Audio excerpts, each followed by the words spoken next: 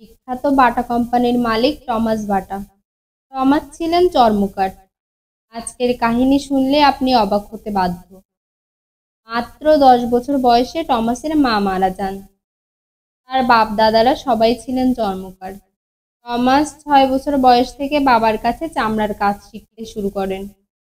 12 বছর বয়সেই সে জুতার দক্ষ কারিগর হয়ে ওঠে। কিন্তু তার মনে ছিল অনেক বড় স্বপ্ন।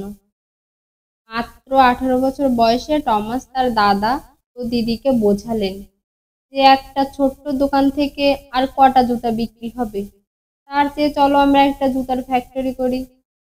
দাদা দিদি তাকে পাগল বলে হেসে উড়িয়ে দিলেন। তাও টমাস তাদের বুঝিয়ে রাজি করালেন। মাত্র 10 জন কর্মীকে নিয়ে শুরু হওয়া ফ্যাক্টরি মাত্র 1 বছরেই দেউলিয়া হয়ে গেল। চামড়া কেনার টাকা ছিল না তাদের।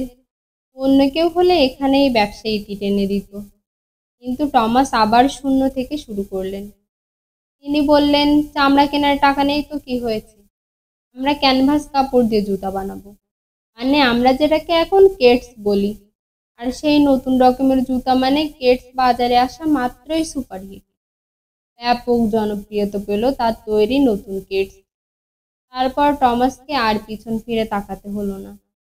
তার বদৌলতে আমরা পেলাম পৃথিবী বিখ্যাত হাজার হাজার কোটি টাকার বাটা শু কোম্পানি। টমাস বাটা নাম থেকেই কোম্পানির নাম দেওয়া হলো বাটা। এখান থেকে আমরা কি বুঝলাম?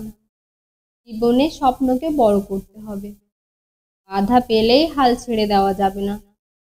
আপনার জন্ম যেখানেই হোক না কেন, আপনি কর্মের দ্বারা সাফল্যের শিখরে পৌঁছাতে পারবেন।